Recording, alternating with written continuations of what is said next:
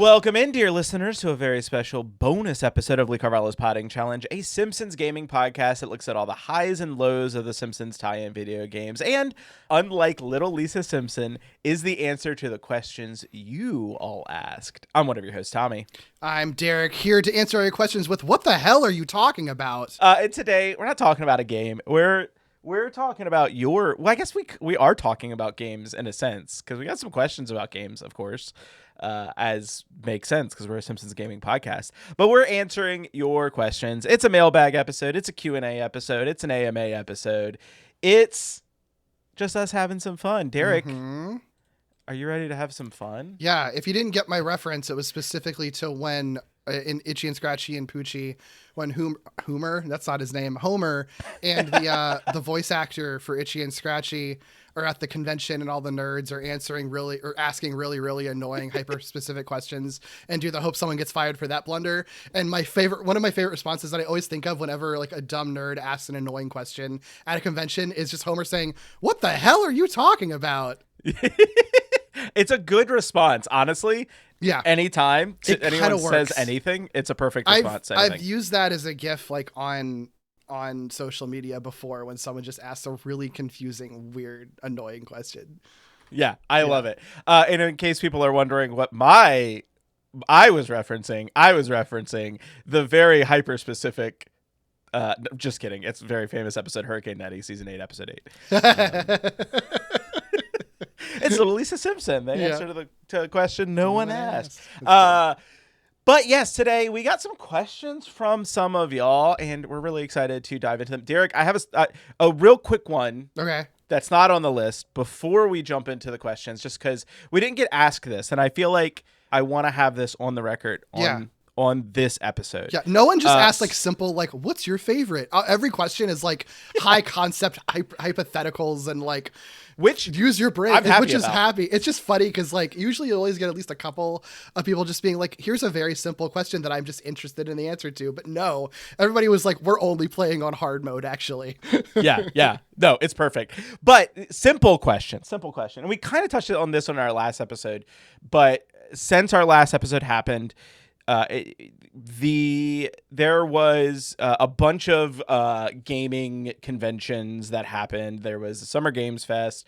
There was a PC gaming show. There was like all these different gaming shows. And in the midst of all of that, there were a bunch of headlines that came out that were like, Simpsons Hit and Run remake hinted at by Insider. And so I'm just going to give you just the quick little tidbits of info, because I listened to the whole podcast where this was hinted at by the Insider. God. Sure. I think I know where this is going. So the Insider in question is Jordan Midler, who is one of the hosts, is a video game journalist and one of the hosts of, I believe it's the video game podcast for VGC. And I really don't know anything about Jordan, so I'm not like hinting. I'm not like casting aspersions either way. But all of these headlines that happened were based on the fact that they were sort of like, there was the remake announced or next game announced for Spyro the Dragon, which is really cool. Yes, that's very cool. It looks exciting. And they were talking about sort of like some other Activision things that could happen based on like their back catalog, some of the licensing stuff. The licensing stuff with Simpsons games has always been like really weird. I don't actually even, I assume Disney would be the one who'd have to sign off on something at this point, but then there's also like who owns the rights to the individual games, whatever. Sure. Yeah. But then, so in this discussion, Jordan Midler said, I think Activision's next step, and they're doing this with one very significant one, is to try and bring back some more of that licensed stuff, like make new versions of those licensed games. The one that everyone is absolutely desperate for is happening.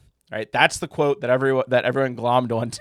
Okay. And so you go back and you look at like their catalog of licensed games, and like there's not a ton, but like there's some that it could be referencing, whatever. But then they signed off the podcast with saying that the crew is going to hit and run out of there. Okay. So it seems like a hint, but of course this is a video game journalist who's sort of hinting at this, someone who, has conversations with, developers and publishers and stuff like that. And so I don't know. I'm a little weird about like what this actually hints at and if it means anything.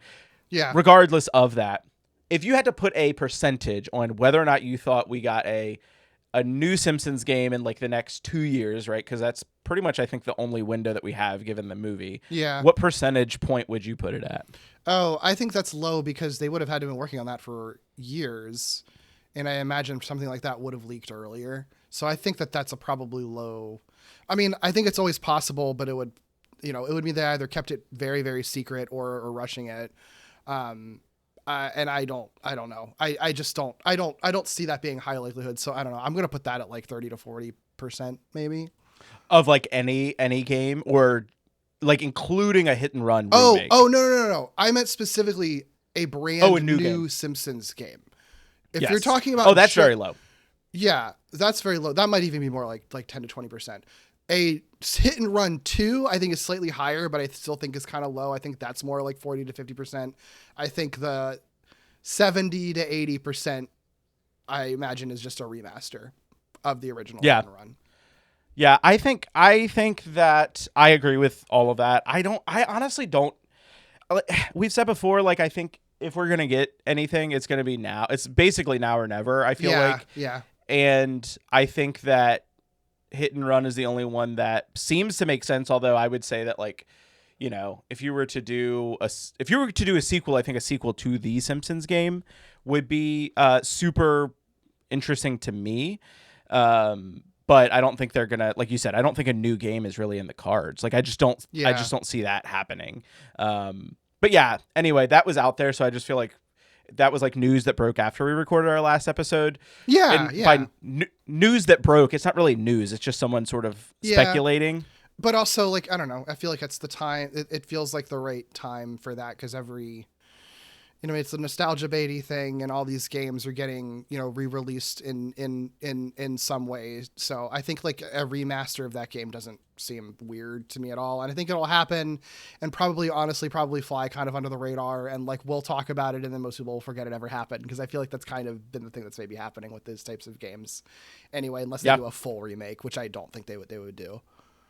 No, I agree with that. I mean, I also still contend that if they're going to do anything, why not just do a collection? I agree with they've been doing with like the Teenage Mutant Ninja Turtles games. Just do a collection of like all the really, I mean, truly like the bad ones that were on Nintendo and stuff like that. Most people haven't played them, and even though they know they're bad, they still would probably. I feel like it would still sell pretty well. Just people to check it out. Like retro games, they did that with there's like that Marvel collection that came out recently that like included popular ones, but also included some that like some people have like literally never heard of. Yeah, like, people like that kind of stuff, and they feel like they're getting a deal when they get a bundle. So, yeah, absolutely. Well, that was the question I wanted to start the pod off with. Cool. Do you want to get into some of the questions that our dear listeners ask? Let's do it. Cool. Do you want to kick off? You want me to kick off? I can kick it off. So our friend Stick the call guy. He's not the call guy. He's the tall guy. Stick the tall guy. He's not the call guy or the fall guy. Or the fall guy. He's the tall guy. Our friend Stick asked us on Blue Sky. Developers have been listening to the podcast and say these are the guys to get us the best-selling Simpsons game of all time. What kind of game do you suggest they produce? What genre, what playstyle do you get? Do you get the voice actors? The budget is a blank check. Man, this is tough because, like, as we've seen, like, the Simpsons games, I feel like I wouldn't say they've spanned the gamut, but, like, we have a lot of variety in terms of Simpsons games. Yeah. But I do think, like, the bread and butter is, like, platformer, right? Like, yeah, sure. That's the majority of the games that we've gotten. I think that for me, because like the indie scene is so big right now, I think you would have to go with something that's like, because you could do something that's like fairly low budget, and it would maybe not low budget's the wrong word, but something that's like easier to develop that would bring in a lot of, you would be able to like make a game pretty cheaply, I should say, and you could make a lot of money off of it because of the name of The Simpsons. Like a great example of that is they made a tie-in game for, oh my gosh, what is the movie with Keanu Reeves and his dog? John Wick. John Wick. Yes, there was a very popular indie John Wick game that was like made by an indie studio that was a tie-in game. And I think something like that, like an indie game, and I actually think a a sort of like this is where my mind went immediately, was like a deck builder game with like Simpsons trading cards and stuff That's like pretty that cool. that you could collect, and you go like all over like Springfield like to like get different decks and do like different battles with like different people. I think something like that would be super easy, and it wouldn't necessarily require too much. I mean, I know that Sick is saying like, budget is it's a blank check. I think something like that would work because you could get like sound effects from the show and like historic sound effects from the show, not necessarily have to have the voice cast record new like lines. clips. Yeah, that makes sense. Yeah, like so something like that. That's almost like, or even like an RPG in that sort of realm. But that's where I went first. I like where your brain's going with that. I also need to call out, I really do like the description of John Wick being the movie with Keanu Reeves and his dog. I think that's a very funny description of John Wick. I couldn't but I knew exactly. Also, but it was funny is I knew exactly what you meant. It's just like an incredibly funny way to describe that movie series. No, I like where your brain is going with that, and I think that's a very sensible answer, especially if you are trying to find a game that would be like successful. Because if it's a sort of a smaller scale game, the stakes are lower for it to sell well. So if it is a niche thing, you only need, a certain number of people to buy it for it to be successful. And I think those people would like it. I think it's a really cool idea for a game. I was kind of thinking in the opposite direction of like what could be the AAA Simpsons game that we haven't gotten. And it's kind of, the Simpsons game was definitely trying to be that. And so I do think that maybe finding something in that direction, I was thinking of trying to figure out what like what Insomniac did for the Spider-Man games, like what another studio could do for a AAA Simpsons game. Cause like with Spider-Man, there had been like AAA Spider-Man games prior to that. It's not like that had never happened before. It was just that Insomniac like kind of took the best parts of each of those and mixed and matched them and created something that like was the playstyle people didn't know that they'd wanted all along. So for this, I feel like you can take a lot of elements of the Simpsons game in that, and hit and run too. I think sort of combining both of those where like you can play, I think, any Simpsons family member and alternate through them, and they each have unique abilities or skills that you can have. I think you could give them individual skill trees and stuff like that to build whatever individual abilities they have. It can be similar to what the Simpsons game had because those abilities are really unique.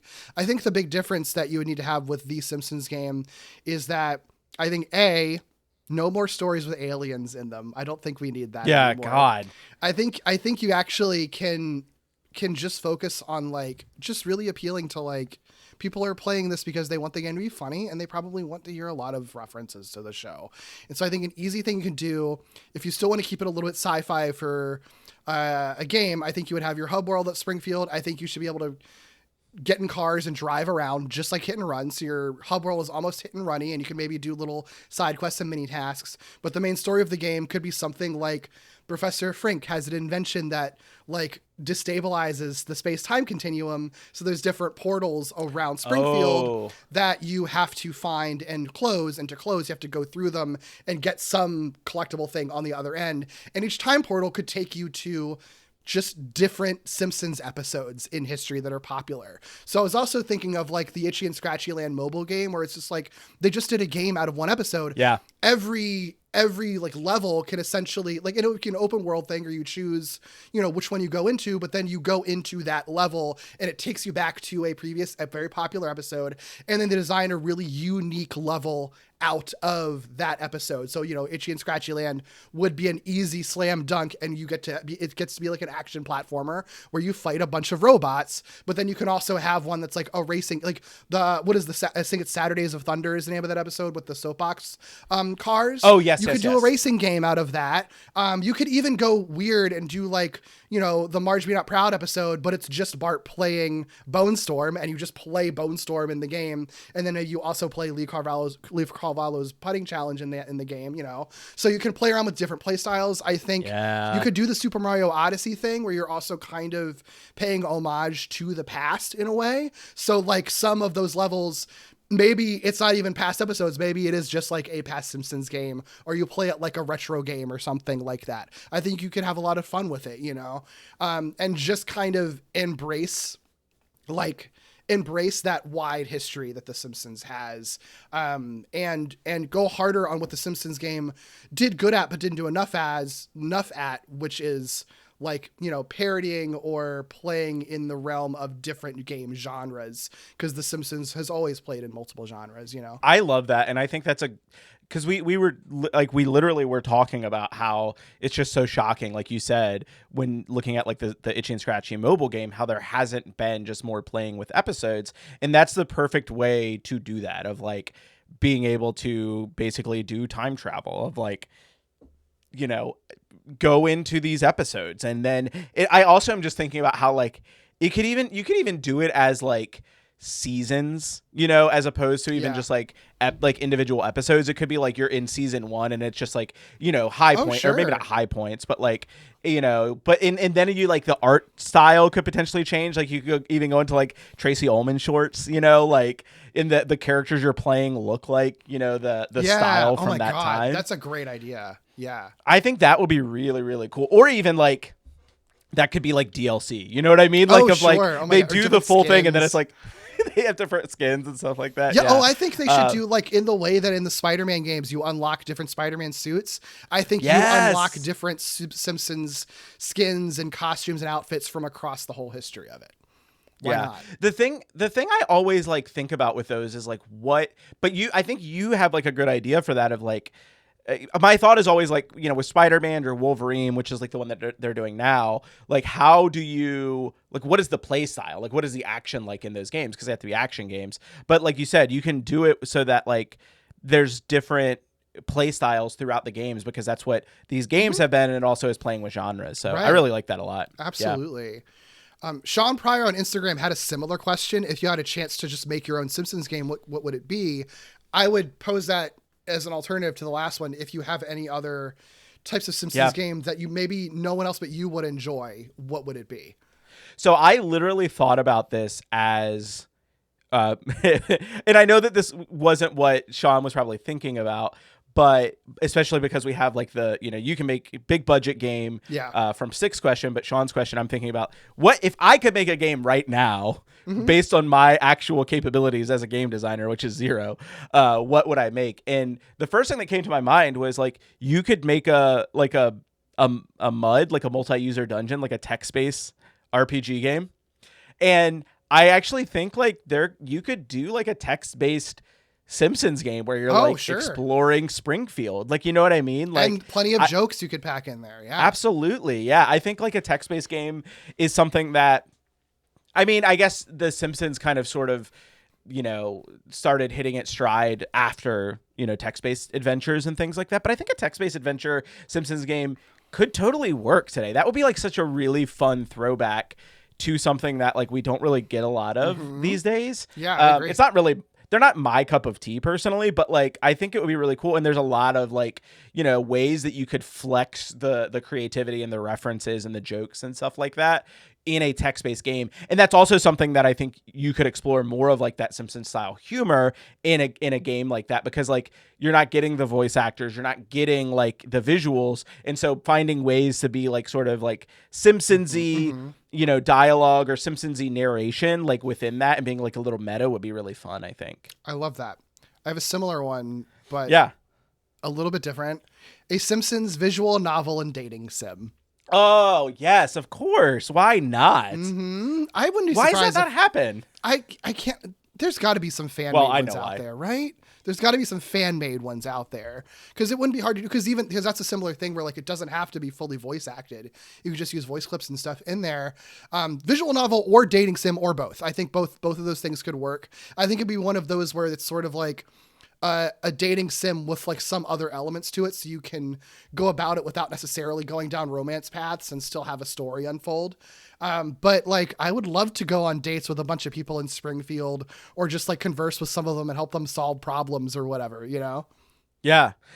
So I'm looking now just on itch.io, and I don't see it. Nothing is like immediately jumping out to me, but there are 47 games tagged with Simpsons Okay. in itch.io. Okay. So, and I mean, some of them are not like, I mean, some of them are like find, Bart Simpsons, and someone made a steamed hams, but as a playable remix, That's which pretty is cool. very fun. Yeah. But yeah, I don't see a visual novel, and I actually think I want to make that's a that. great I idea. kind of want to I learn mean, how to, because I mean, I don't want to say it's not hard to do, but it's easier to do that than like designing, a yeah, polygonal platformer game, right? Like that is something that I feel like could be in my purview to do with help, more absolutely. reasonably than anything else. So I would love to. I mean, I don't, not that I would deign to think that I could write as well as Simpsons writers, but it could be fun to try. I mean, if you're doing it in a way that I mean, you could take the idea that you just had of like traveling through different eras of The Simpsons That's true. and like use that as your frame, and then you can lean on what already exists. Like I don't think that that's out of the realm of possibility. So that's our goal for the next year. Is you're gonna make the visual novel, I'm gonna make the text based Oh boy. adventure game. And people can vote on which one they like better. Yeah, for sure. Yeah, those will definitely be done next year. I just want to be able to date Groundskeeper Willie is really what it comes down to. So I think it is very surprising. I guess I don't know. I just feel like there should be like a dating sim yeah, game. I don't know why, but yeah, I'm surprised if that doesn't exist in some capacity somewhere, but I don't yeah. know. Well, up next we have from DC20 Will Save on Blue Sky. That is Will Summer Spectacular. Thank you, Will, for the question. We have Square Enix gets the license to do a Simpsons RPG. What role does each family member fill? Who is the final boss? What are some of the summons? Oh, that's really hard. Final boss probably is like, I mean, the final boss is probably, well, okay, Square Enix RPG though, because I think Kang and Kodos would be major bosses, but then I think the final boss Yeah. would literally, like the Simpsons game, I think would be God. I think it would be classic JRPG style that you like kill and dethrone God, and I think that would be Yeah. it. Well, let me throw a wrinkle into that. Okay. What if it's classic JRPG where it's a person who wants to ascend to godhood? And so, I mean, I think immediate Mr. Burns? like Mr. Burns Yeah, is I like think I the would like that. one. I would like that. I think that would make sense. I'm trying to think if there's anyone else in the Simpsons canon who would want to like ascend to godhood. I mean, not that I feel like I'm sure there are, but not that would feel right to be a justifiable final boss. I think Mr. Burns, like we know that he surely wants to live forever, and he would be someone who would be willing to do that and make a deal with the devil or whatever. I think that makes the most sense. Yeah. What if, a weird twist on it? What if this is like very in the immediate aftermath of Maud dying, and it's Flanders who like tries to make a deal to get Maud back? I think you might be onto something though, because I feel like that's like the level of like weird darkness in a Square Enix game often. I kind of like that actually. Because I think you think about like then you have like Mr. Burns as like the sort of is it Rufus Shinra, like the Shinra from Final Fantasy VII, of like he is still like involved because he's like helping Flanders get whatever he needs with and that makes Homer a really justifiable nemesis for Flanders. That makes him like really out to kill Homer and his family, and why they have to set out on this mission to stop him. Absolutely. I mean, I think you've maybe kind of nailed it with that actually. the third option is and my brain is going to just stop working on me right now. You only move twice. Hank Scorpio. Hank Scorpio. You could just do like something very simple. I think he's Hank part Scorpio. of it. I don't think he would be a final boss though. I think he would be like a boss, a recruitable character. Like as a I think that would be cool. I think he'd be a cool character. Yeah, that would be interesting. So what about family members and like where they fit? What roles they fill? Yeah, that's hard. I guess Homer would be the sort of tank. Marge would be support somehow, so she would probably be like a healer or some kind of like buff type character. And then Lisa would probably be like a white mage. Well, white mage and like support are kind of the same. Yeah. That I struggle with that a little bit, actually. I think I would say, because I feel like in classic, like, if I'm thinking about like Final Fantasy style like ones, a lot of times you have someone with like a grimoire as like their weapon, and it's like a, it's like a book. And I think that could be anything from like a blue mage to like blue mage, green mage, or even just like a, black mage, like summoner, or not summoner, like, offensive like person. No, you know what? Actually, I like the idea. Okay, I like the idea of Marge being support and like sort of a healer type magic user. Lisa is more black mage, because I actually think, even though you'd think like, oh, she's like brainy or whatever, like I think that she also is a fighter. I think she is willing to like fight, and I think she would be good at like having multiple summons, because she loves animals, and her summons could be animals that she summons to attack people, or like resurrects the zombie of Snowball to like, attack or something like that. And then Bart, I guess, would be Bart's the thief role. Yes, he's like the rogue. Yeah, he's like the rogue.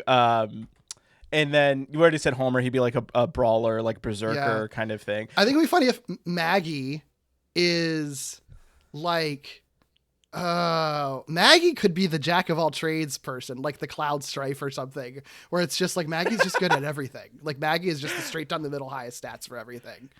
That would be very fun. I was thinking of Maggie as more like Queena from Final Fantasy IX. Of like, that's pretty good. That's a pretty good one. She eats something, like she gets a different pacifier, and that's how she gets like, her abilities for like her blue mage abilities. Also, Maggie is good with a gun though, so like maybe she's just like a sharpshooter character. She's a ranger. She's the ranger. Yeah. So okay, we touched on this a little bit though. I do think this is like a game where, because Springfield is so full of different casts and characters. So full of different casts and characters. What am I saying? It's so full of different characters.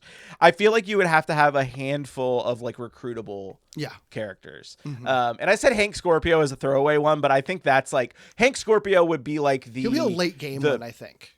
A late game character that is optional. He's an optional character, right? I totally. Yeah, he's like the Vincent or something. Exactly. You have to jump through a whole bunch of like hoops to get him, and like if you don't want to, then you don't have to, whatever. Yeah. What are a couple of other ones? Let's say like, I don't know, 4. You get 4 other recruitable characters. That is hard, because it's like, do you go to with the obvious ones that make sense with the family, or like a weird swing? Because there's characters that I feel like pop up a lot in these games, like, like Mo or Apu or something, like often will show up in these games as like major characters.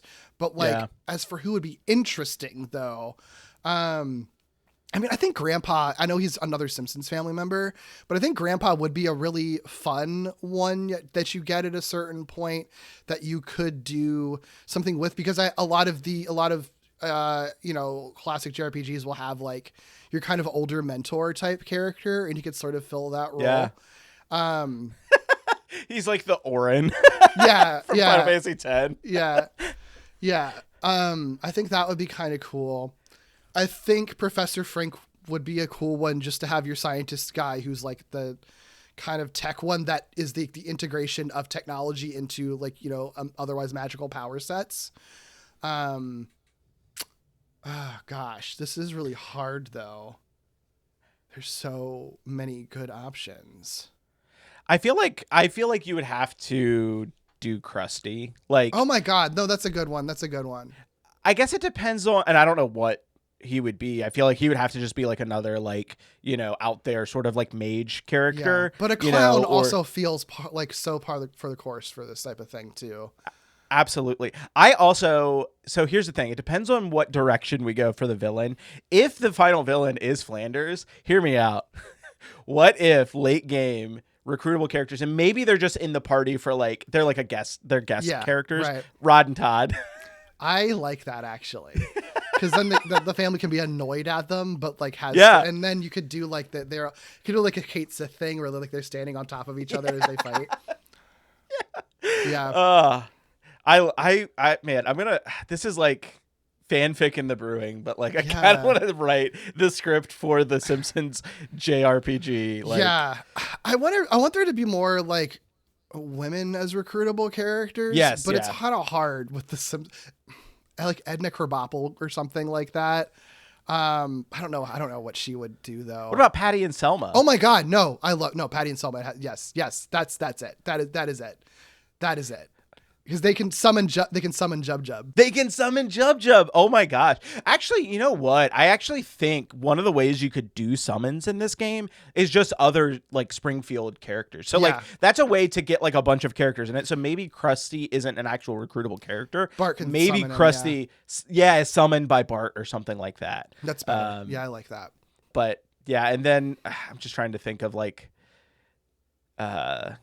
you could also like I'm trying to think of like shopkeepers and stuff like that now. Like Apu is like obviously like someone who you go to for like, you know, your supplies, but then like Reverend Lovejoy maybe is who you buy like your spells and stuff from. That's kind of funny. What's his name? Is it Herman? That's the one-armed guy. Yes. You can buy weapons from I feel like Groundskeeper Willie could sell something too, but he like unexpected stuff. Like he's not like a normal shopkeeper, but you can barter with him for like rare weapons or something like that. Yeah. And then I mean, obviously like there's different like locations and stuff like that you go to in the game, but man, that's such a fun. Again, like we got a taste of this, right, in the Simpsons game, like a JRPG. It was more of like Pokemon, but like it was so like turn-based, and I don't know, they could do a lot of fun with that. And if honestly, imagine too, just hear me out, a Square Enix style JRPG that's the Simpsons and it's 2D HD, like that Octopath Traveler sort of style. Yeah, that's like pretty cool. I think that would rule. I think that would actually do numbers if they actually made something like that. Yeah, I like that. I like that a lot. Oh, I also, you know, I always like a recruitable character that is like someone who was like a villain for a portion of it and then joins you at a certain point. And depending on how the story goes, either Smithers or Sideshow Bob as like reluctant characters like late in game, you know? Yeah, I think Sideshow Bob would be such an interesting one. That would where be it's interesting. Like, you get the option to either like kill or recruit. Yes. Like I'm just thinking of like a specific scene in like Chrono Trigger where that happens exactly. Like, yeah, I think that would be really, really, and then he's like one of the more interesting playable characters, probably like an interesting power set or something.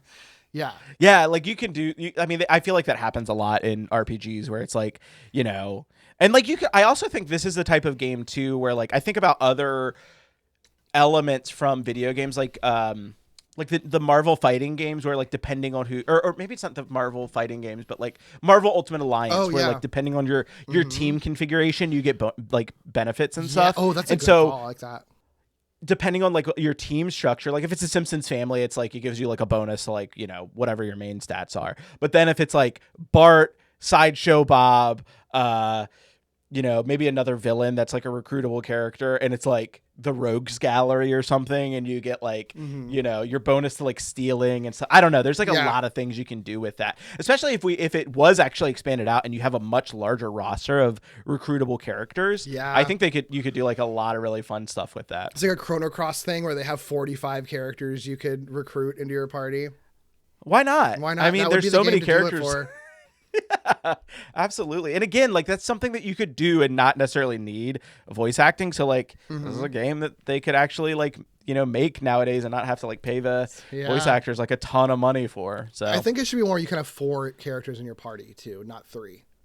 Because then I think you could so have too. the 4 main Simpsons family if you want. I mean, you know, maybe sans Maggie, but like you could do that. That would be cool.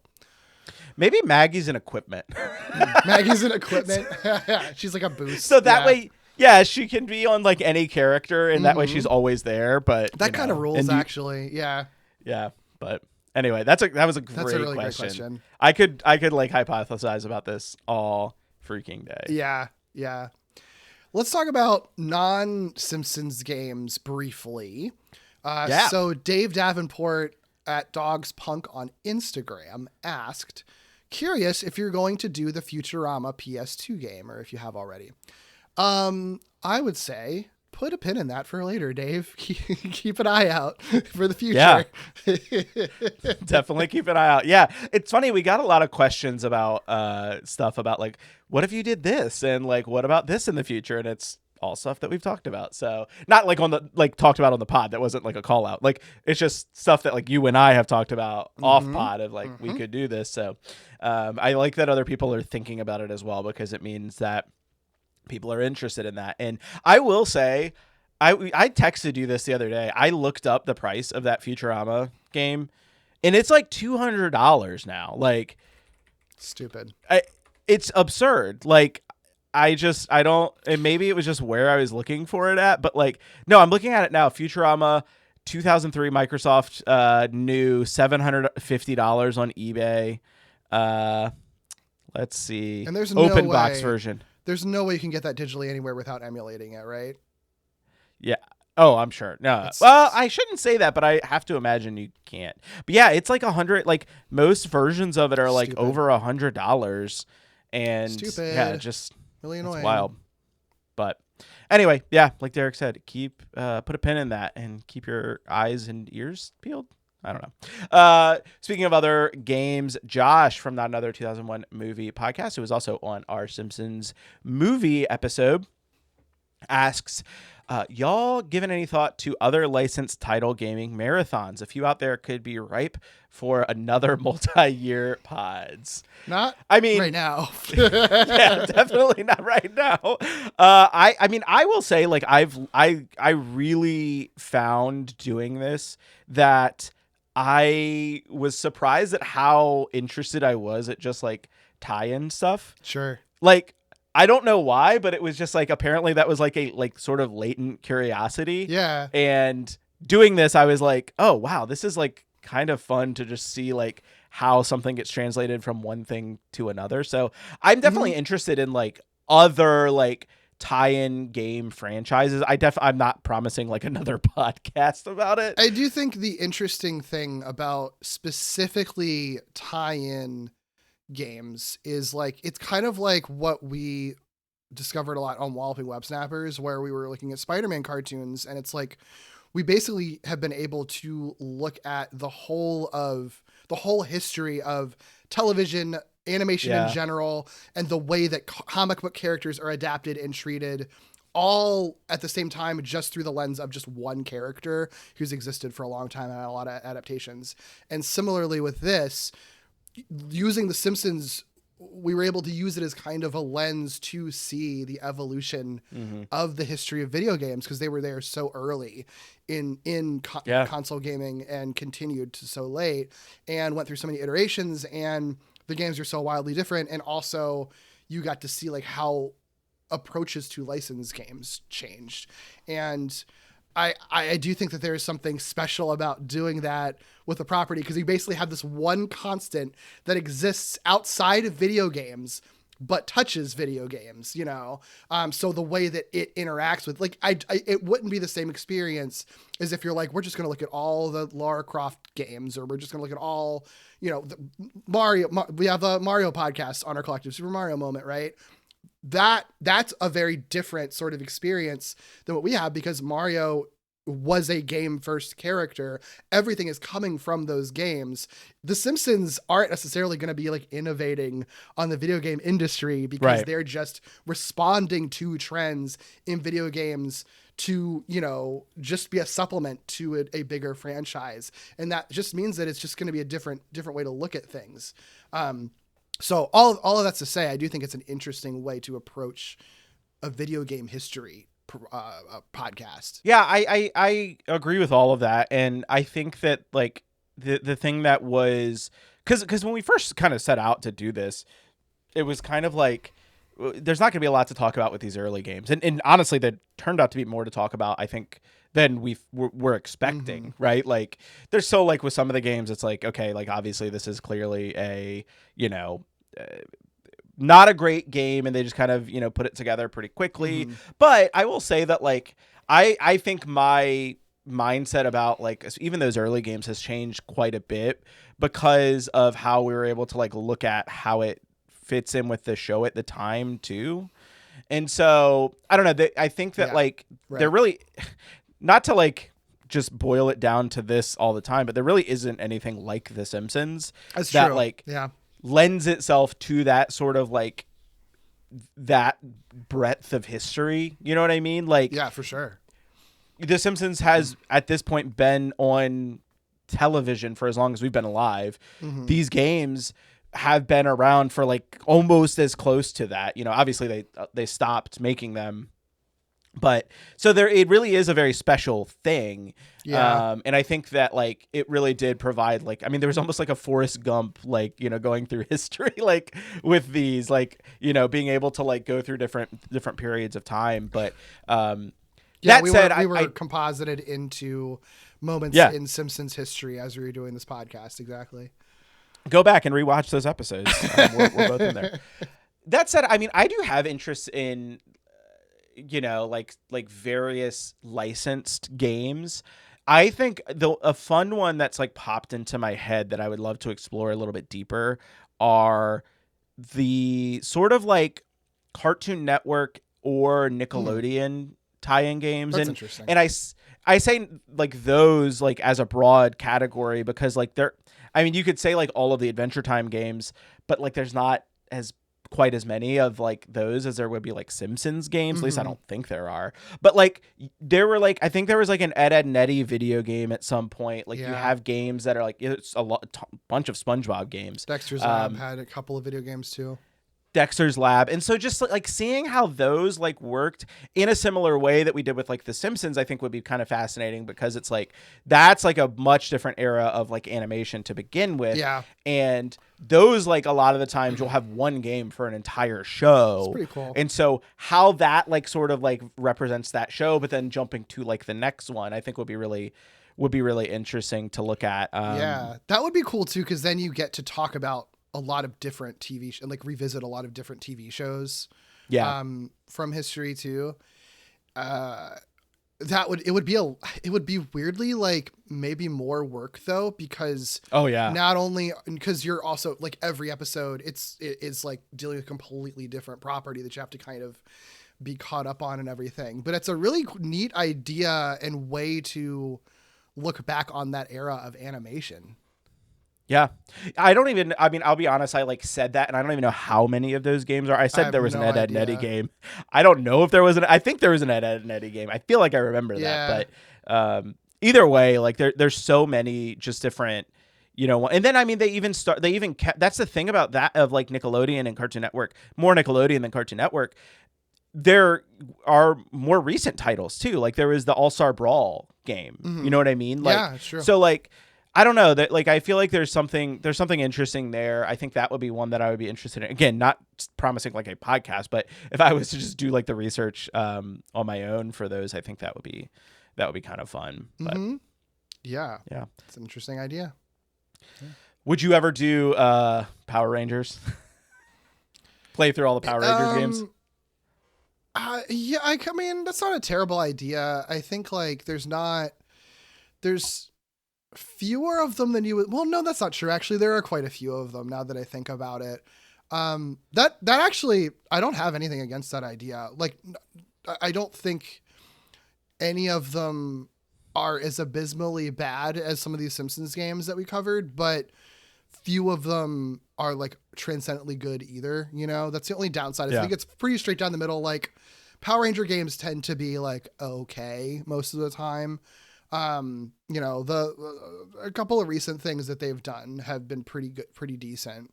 And like the Battle for the Grid was like a good fighting game that a lot of people really liked, but that actually is not a bad idea. I genuinely would consider doing that because that would be a fun route to go through because it's also surprising which seasons got video games and which didn't. Like it wasn't just the most popular ones because that's not true. It was it seemed kind of random, and I would be curious to try to track down exactly why the seasons that got video games did get video games, because there's some that I wish got games that did not. So yeah. Well, I will just tell you, I do think and this is only because I've actually, funny enough, I've been watching someone who is marathoning every N64 game ever made. Okay. And the Lightspeed Rescue game for N64, I heard from him is abysmally bad. I have played that one. So that's one of the, I mean, that is one of the bad ones. But the upside to that one is that I don't know. You hear the theme song a lot in it, I guess. But like, I don't know. There's that's probably more bad than good in them. But you know, I also think like there is something too about like, again, I just mentioned like I was watching someone play all N64 games. There's something different about being a fan of a property for sure. and playing through something than being just like someone who's, you know, playing video games because you like like we're looking at Simpsons video games differently because we like the show. Yeah, absolutely. Than if like if you got like, I don't know, some gaming journalist who's only watched like a couple episodes of the show and play through all of them would have a different opinion on a lot of these games than we do. So like that's the other thing to keep in mind too, is like what you are looking to get out of something like that, because like, you know, I think there was enough good in the Simpsons games, and even the games that like we didn't like, there's still so much fascinating stuff to look at because it's like, it's almost kind of like, oh, reference, or like weird but in like choices, a more, you know. Yeah, like a more intellectual kind of way. So but no, that's not you know, what's funny is I never even considered that as a podcast idea, and it's really not a bad idea at all. I would be up for that potentially in the future. Well, there you go. If you're ever watching through all seasons of Power Rangers and want to play through, there's got to be hundreds of those games though, right? Like there's got to be more of those. Yeah. No, they're not really. There's not really? not a ton of, do you mean just in general Power Rangers games? Yeah. No, because they did not release one every year. There were some big gaps. Like they had a handful of them, you know, during the Mighty Morphin era, and then after that, it was kind of like every couple of years maybe there would be one. I wouldn't be surprised if it's maybe about the same amount as there were Simpsons, to be honest. Okay. I figured there would be more, but yeah. No, though there are big stretches where there was just no Power Rangers games. I mean, maybe like mobile games and stuff is when it maybe could get weird, but like console games especially. There's like Sentai games that didn't get Sentai games, because I do games. think that there are more Sentai games that got that were put out, but I think it would probably be a thing where it's like strictly Power Rangers games, and then any Sentai stuff would be like a bonus thing if you wanted to do it. Nice. Awesome. Well, we also got a question from Super Neku on Blue Sky. Would you two ever consider taking a look at fan-made Simpsons games like the Waterworld arcade game or the Flanders Killer series, or would this be a bridge too far for either of you? I do know you're probably too busy to tackle these. Have we talked about this before? I don't remember. Maybe off mic.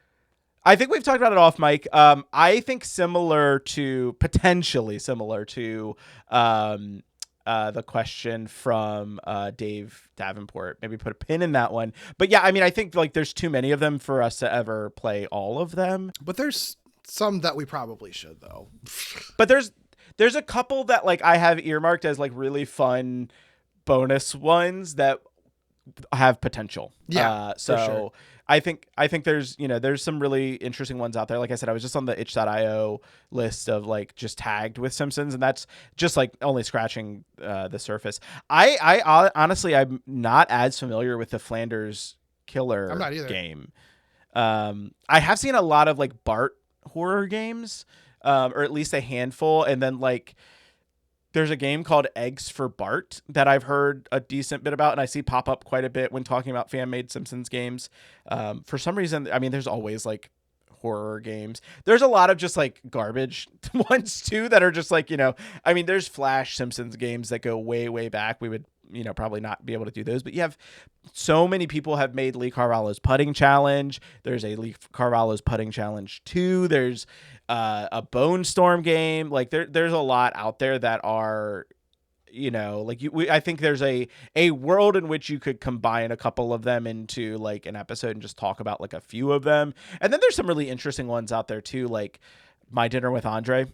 Someone made the My Dinner with Andre game. Sure. And then like Super Neku mentioned, there's also the Waterworld arcade game too. So I would say we've considered it. Yes. And again, keep your eyes and your ears peeled. Yeah. Gotcha. Makes sense. I was looking, sorry, not to backtrack. I was looking at a list of Power Rangers games, and there are like a lot of them when you consider like mobile and shit, but like I feel like maybe it's like around 30 or so that probably would be covered for a podcast, which seems very reasonable. That does seem reasonable. If you like combine like doing, the handheld versions of them and eliminate some of the weird, like, mobile things or whatever plug and play means. I don't actually know what that is. I think that is. Plug and yeah. What does that mean play? exactly? Those are like dedicated consoles essentially. Like it was like those things you would see in like like plastic. Yeah. That you plug directly into your TV and it's just a joystick built in and that's the game. Gotcha. Yeah, because there's a handful of those, but like I would probably eliminate stuff like that and just keep it to like the consoles and handhelds. And I don't know, maybe a pop one like Legacy Wars is a really popular mobile game, like maybe that too. But then other than that, it's probably, it probably rounds out to being around 30 or so. Cause there's some like really random, like weird ones, or like, like you wouldn't necessarily need to cover the Mighty Morphin Power Rangers screensaver PC game. You know what I mean? Like, yeah, that doesn't count as a game. I mean, that's the same thing as like, I mean, there's like Simpsons Bart clicking simulator. Yeah, that kind of stuff. And so it's like, what? Yeah. But I will say, when you mentioned the plug and play thing, and this is something I went down a rabbit hole not too long ago of someone played a ton of those like plug and play games, and there were so many of those back in the day, and most of them were like tie-in things. Like there were SpongeBob ones that I remember. There were like I don't think there was. I could be wrong about this. I don't think there was ever a Simpsons game that was a plug and play one, but I feel like that would have been a perfect one to have. Weird. But I think like stuff like that is very fascinating. It is interesting too. So well, stay tuned for a deep dive on the plug and play stuff on the Inevitable Power Rangers podcast when we do the episode on the plug and play Power Rangers Dino Thunder game. Right. Maybe it'll just be it could also just be a April Fool's episode of this podcast. That would be pretty funny, actually. Random plug and play games. That would actually be really funny. Stay tuned. Yeah, stay tuned. Let's see. Where do we leave off? Simpsons questions. Oh, here we go. Yes, we are talking about Simpsons things on our Simpsons podcast, so it makes sense that some of the questions would have to do with The Simpsons. So Will asked another question. He asked, detail some light on the next Simpsons movie. What would you like to see in the family's follow-up silver screen adventure? Guest stars or cameos that should appear? Anyone you hope stays out of the film? This is hard because I genuinely have no idea what this movie is going to be. What my hope would be, and I don't know. Well, I'm not going to say what my hope would be. What I would like to see that probably is not going to be the case. Certainly won't be the case, actually. But, I mean, most broadly, I think that this movie, The Simpsons 2, should be kind of like what The Wrath of Khan was, where, like, the first movie was trying to be pretty open to new audiences and didn't really rely on references, which I give a lot of credit to, that it was like they weren't just referencing Simpsons stuff, maybe to a fault, and you end up with like a villain that's like really boring when it could have been maybe an interesting character we were already familiar with or something. I think that the reason I bring up Wrath of Khan is I think The Simpsons 2 should be like able to just rely on people knowing Simpsons history and just be fine with that, because most people do, and people have the internet, they can look it up. Like, it's like if people can follow the stupid fucking timeline of like the the MCU and stuff like that, they can follow The Simpsons, so sure. I think that it should be something that, whatever the story is, it is relying on characters we are familiar with. I think this should be the movie where you have Mr. Burns or Sideshow Bob or someone as the big bad of it. And my thought process going in that direction is like a sort of Legion of Doom of characters that hate the Simpsons family for different reasons, that gives every single Simpsons family member their own individual storyline in the way that the Simpsons movie tried to do but really failed at. Like if there's kind of like a group of villains that team up, because like the idea of like Sideshow Bob and Mr. Burns teaming up like feels right in my head, and I don't think that that's ever really happened. But that makes sense to me. That feels like a classical villain team up that unless it's happened in like a recent season that I haven't seen. It feels like a classical villain team up that we've never gotten. And Sideshow Bob hates Bart. Mr. Burns could hate Maggie for shooting him, could hate Homer or whatever for, a variety of reasons. I think, even if you have to like toy with history or whatever, you could like throw in like, it could be funny if you could have like Lindsay Nagel as like Lisa's nemesis because Lisa protested a bunch of stuff that like ruined some of her, like, you know, got a bunch of her TV shows canceled or something like that, you know, stuff like that. Like, I'm sure you can dig through history or find some clever way to have a nemesis for all 5 Simpsons family members that are actively trying to ruin all of their lives. And then the story balloons from there and then becomes a bigger event that affects all of Springfield. I just think that there's enough villains in the Simpsons universe that we're familiar with that like seeing them all together and do something would be really exciting to see and would be a nice escalation of the first movie just being like one guy and the government and the EPA, I guess, as the villains, actually being like making the villains funny characters as well, because they're ones that we're already familiar with.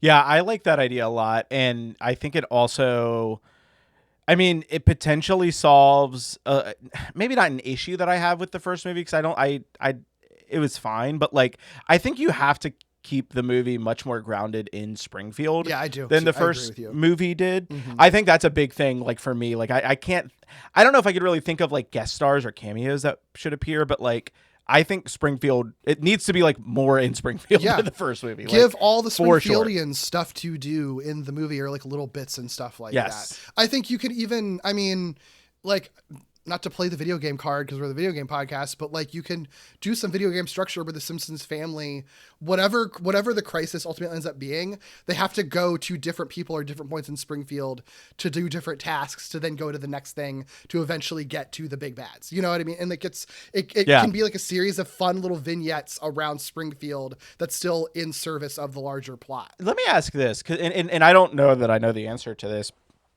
you know, so I'm curious what your thought is, but like, do you think that the movie has to be as large scale as like a Springfield, like a villain, a Springfield ending, you know, kind of disaster or anything like that? Or can it be like a more grounded, typical comedy where it's like a situation, like a more situational comedy with the family? Like, I don't know. I feel like the answer is it does need to be big because that's kind of what the first movie set up. And I kind of feel like you don't, something more situational is just more akin to what you get with the TV show.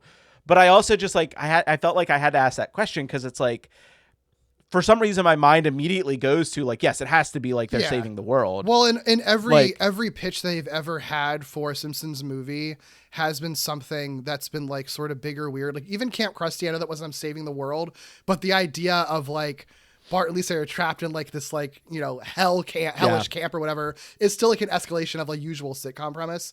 I don't know, the Kang and Kodos episode, that was almost the movie too. Like the Simpsons go to space or whatever. Like I think it probably does have to be big or else it's like you're not really justifying it. The only other thing that I could see is like, I think it could and maybe should be a musical, like the Bob's Burgers movie, like did try that. I think The Simpsons has like successfully done musical stuff before, and that would help any situation feel distinct or bigger if it's a musical in addition to whatever else is going on. I actually think that is like, it's surprising that they didn't do that in the first movie. It's actually really surprising to me that it's not. I agree with you. It's kind of weird.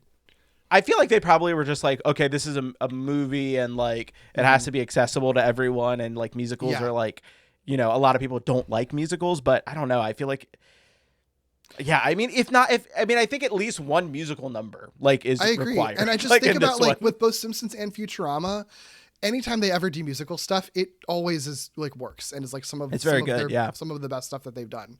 So I think it would be a real missed opportunity to not have at least some musical sequences in the second one. Do you think that for guest stars, do you think that Matt Groening needs to make like a guest star appearance in this one? Actually, that's not a bad idea because like I don't know that there's going to be a Simpsons movie 3 before people start dying.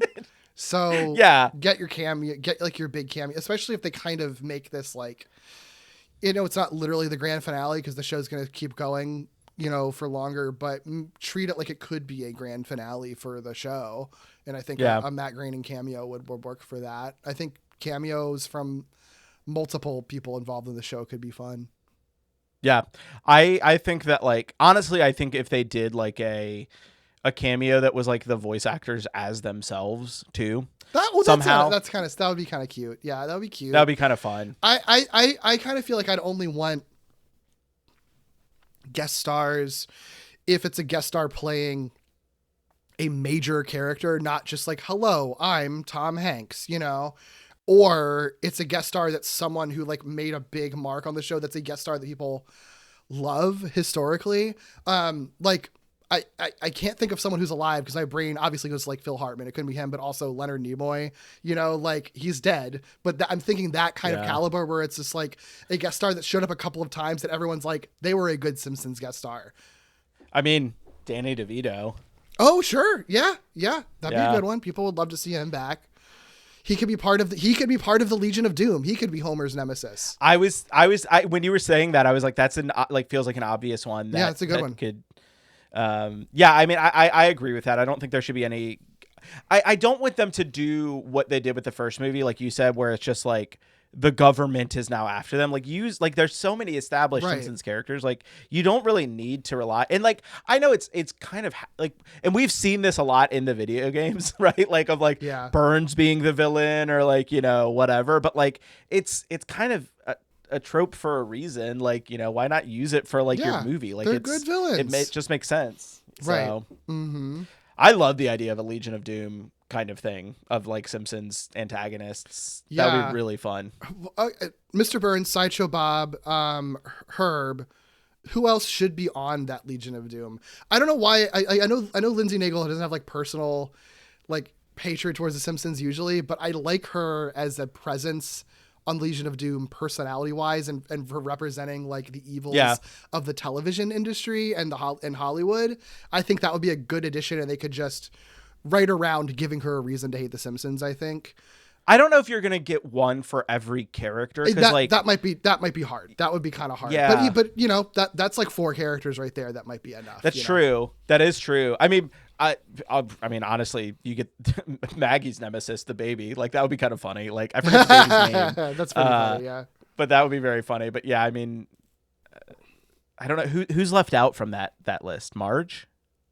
Yeah, I mean, depending on how you frame it. I mean, Mr. Burns could be a nemesis to multiple people, but it would be funniest if it was Maggie for shooting him. And then Sideshow Bob is Burns. Herb is Homer. If you go with my Lindsay Naegle thing, which I think is the weakest one out of all of them, but it gets a female villain there, and I think it gets them to then parody that industry.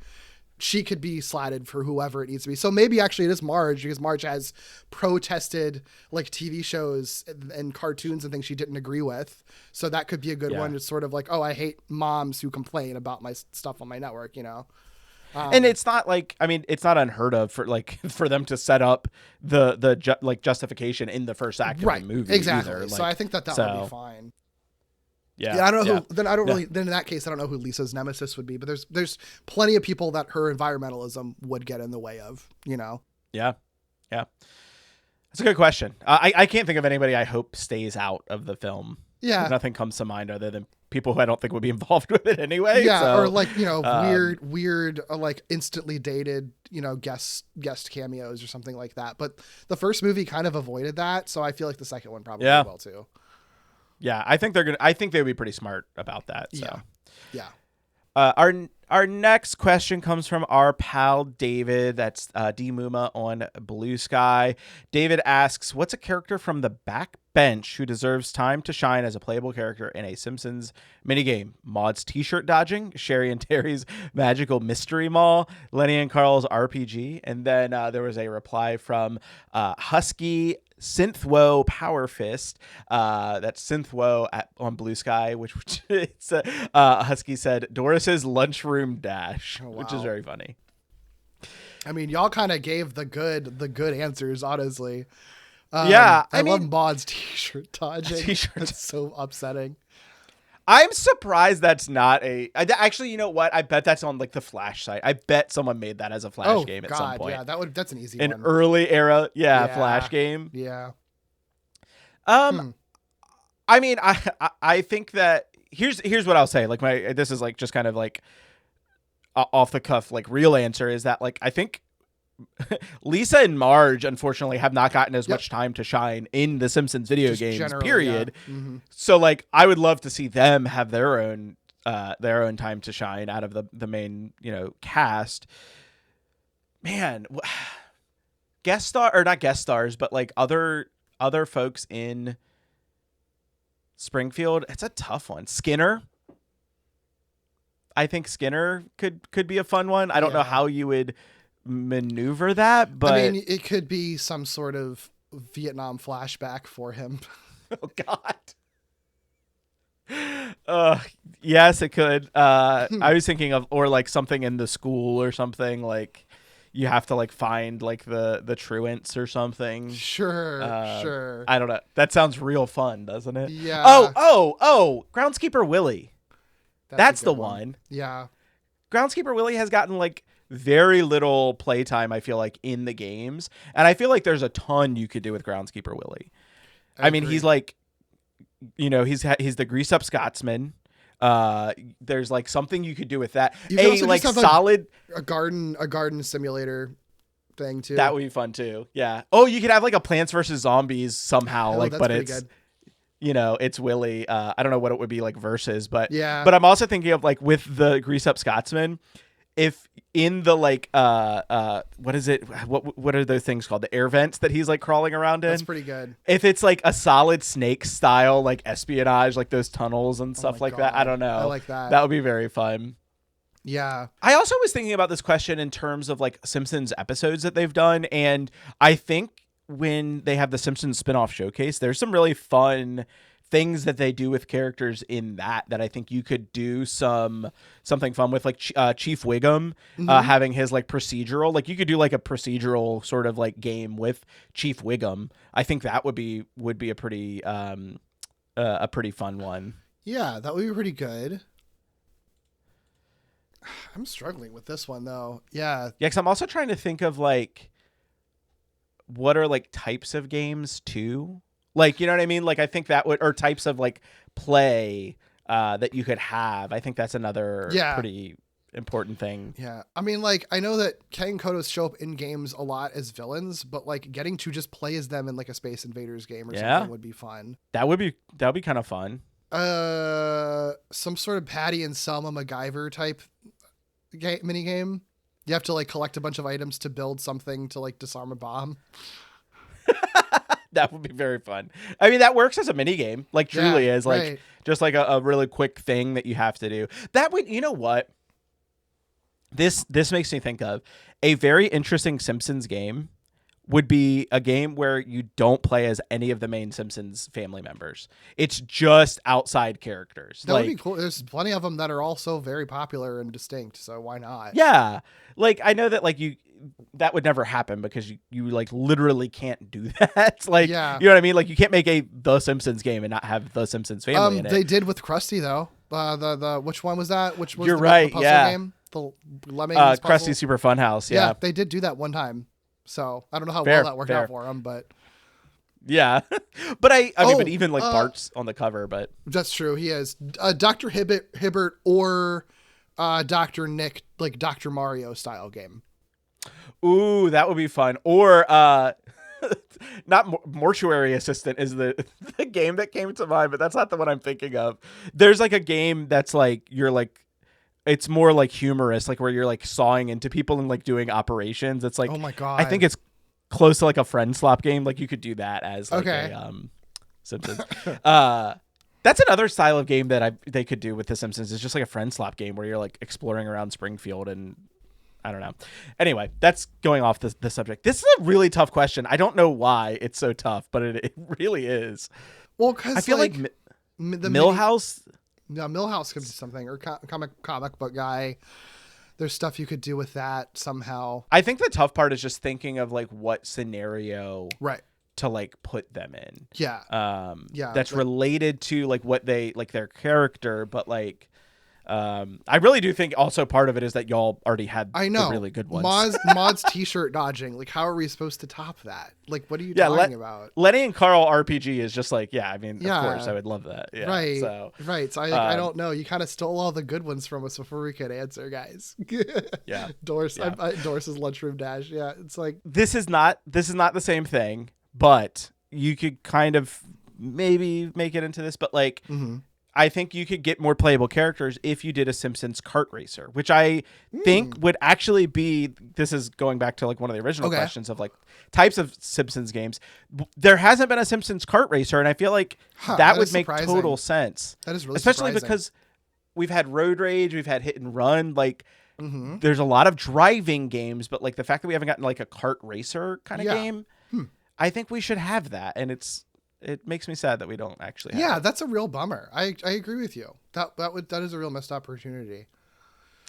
And that would get a lot of the side characters from the backbench into the main. Because, I mean, that's one of the really fun things about, like, you know, Mario Kart and stuff like that is, like, all the different characters that you can unlock and play as and customize your kart with. So, wasn't there some game... Because I was just thinking of a Moe or Barney minigame. Wasn't there one where, like, Moe was sliding beers down the bar and you had to dodge it in a game? I don't remember what it was, though. Yes, that was in one of the games. I forget what it is, but I also, it's funny you mentioned that because I just learned there was an old arcade game that was like sliding, like you were a bartender and you were sliding mugs to customers. I forget what it was called. But it was like it was just like there was 4 lanes and you had to slide like beer to them. And that would be a good like little, a good little Mo game. That would be good. Rainier Wolfcastle as McBain in a beat 'em up. Oh yes, that's like that's the best one. Like that is so obvious, and that's like something that fits in perfectly in like a long scale, like a long Simpsons game, like a 30-hour Simpsons game where it's like a mini game that you return to multiple times, and like it's always at like a different part of the game because that's like one of the jokes with like, you know, McBain is like. It's always a different part of the movie or a different, you know, movie. So it's but if you play all of the side quests with it, you can like piece together the plot of the game. Yeah. That probably still ends with him yelling Mendoza. Yeah. Oh, that's a good one. That's the winner, I think. I still like Mod's t-shirt dodging. That is still my favorite one. But oh yeah, of course. They gave us the best ones, so it was hard to come off of that. Yeah. All right. Well, Tyler from Fear Coded, you can find him at Call Up the Dead on Blue Sky. He asked, each Simpsons family member has a favorite video game. What are their favorites, and which Simpsons game would be the family favorite? Ooh. I'm going to get really nerdy about this because we do know some of the answers to this, or at least like variations of them from different time periods. Marge, probably the only video game she's ever played in her life, is in the episode with the World of Warcraft parody. Yeah. I'm forgetting what that was called, though. I know in the Simpsons game it's called NeverQuest. I think it's called NeverQuest in the show. Is it called that in the show too? I don't remember. Let me see. But it's that one, because that's also the only video game she has ever played, and she loves it and is very good at it. Maybe it's not NeverQuest in the show. I actually don't know. The episode was called Marge Gamer. Earthland Realms. Earthland Realms. Her favorite game is Earthland Realms, and it's also the only video game she has and ever will play. Yes. Bart has played that, but it probably stopped being his favorite game when Marge played it. I think that his favorite game would probably still be like some sort of Mortal Kombat style of game. And I guess he's probably asking their literal, actual, real world favorite games. So the analog for Marge would be World of Warcraft, or like what is the EverQuest? Yeah, EverQuest. It'd be one of those two. Bart, I'm gonna lean more on like his Bone Storm days, and it would probably be like one of the Mortal Kombats is his favorite, and that's probably his favorite game series. Lisa, we saw her get addicted to the Crash Bandicoot parody in an episode, so her favorite game would be Crash Bandicoot. Homer is the hardest one. I don't really know it probably would be an older game that he played when he was a teenager or young adult, probably. So like something I feel like Pac-Man. Oh yeah, like something he played in a bar. He's played in a bar a Yeah. lot or something like that too. Isn't there a game Or that like I feel like there played in is an arcade and that he could still play it in a bar now. That's what I mean. Yeah. Pac-Man, I think is the one And for him. it is a big yellow thing that eats constantly, so he can relate to it. Yeah. I feel like that's been a joke in the show. Probably but maybe so. it hasn't. I probably just It should be if it's not. I probably just stole a Simpsons joke is what I just did. But that's fine. I have no notes for all of that. Maggie's favorite game is, I don't know, an iPad game. or again, she's good with guns. She's probably good at like any shooter. She's really good at first person shooters. Her favorite game is Modern Warfare, Call of Duty. Right. I love that. Yeah, I think you nailed every single one of those. I don't have Now, his second part though, which Simpsons game would be the family favorite? Oh, interesting. Which Simpsons game would be the family favorite? I think you can interpret it this a couple ways. Do you think he means which like licensed Simpsons game would be their favorite, or? Yeah, I think which Simpsons game would be the family favorite. I think it's the Simpsons game. Like it would either be that or Hit and Run. I think it would be between the two. I know those are obvious. I think the only reason I would hesitate on the Simpsons game is I think that Marge would find it like too heady and complicated and weird and be like, I don't like this. But Hit and Run, any family member could be like a little bit like, it is kind of fun to hit people with our car. Actually, we all secretly want to do that. And you can play any Simpsons number in Hit and Run, right? Like you can play all of them. I think I think it actually might lean more into Hit and Run than it would the Simpsons game, in my opinion. Here's why I think the Simpsons game, because I'm thinking of what is a game that they all like sit around and play together. Oh, that's fair. And Simpsons game does have multiplayer, so that it has that going for it. Although did Hit and Run? No, Hit and Run didn't have multiplayer. I don't. Oh, it has the really janky racing multiplayer that you unlock after playing the game, which sucks. So Simpsons game has multiplayer. I think it has that going for it, but it also has, I think it goes like this. Bart and Lisa are playing through the game mostly together, like the main parts, but then it has those points when it like turns into like Galaga, or it turns into Joust and stuff like that. Games that like Homer and Marge would know from their childhood, and they would be able to like play through those levels, and I think they would get enjoyability out of that. And then also there is like the NeverQuest level that like Marge would like be super obsessed with because it's just like her favorite video game. So yeah.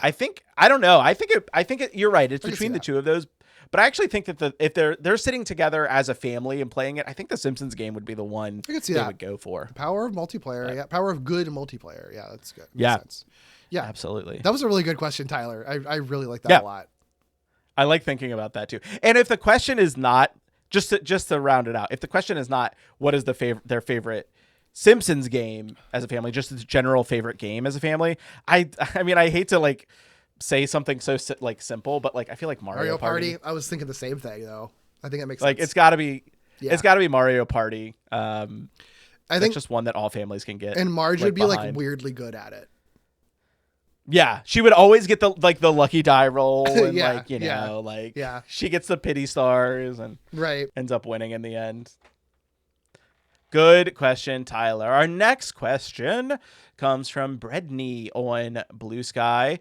You can follow Breadney Wheat on Blue Sky. What vehicles in Simpsons Hit and Run would you want to drive and own in real life? And I'll go ahead and expand that out to include road rage, because there's a lot of cars in that as well. But I think there's a lot of overlap anyway. But I'm looking it up because I don't remember. I'm trying to remember which ones I liked a lot. I think easy for me. It's the car built for Homer, like the Homer. Oh, sure, yeah. I mean, it's hard to. That's a good one. That is a good one. Not really cool. want that. It just in like general, like from the show too. Like that's just such a fun car. Yeah.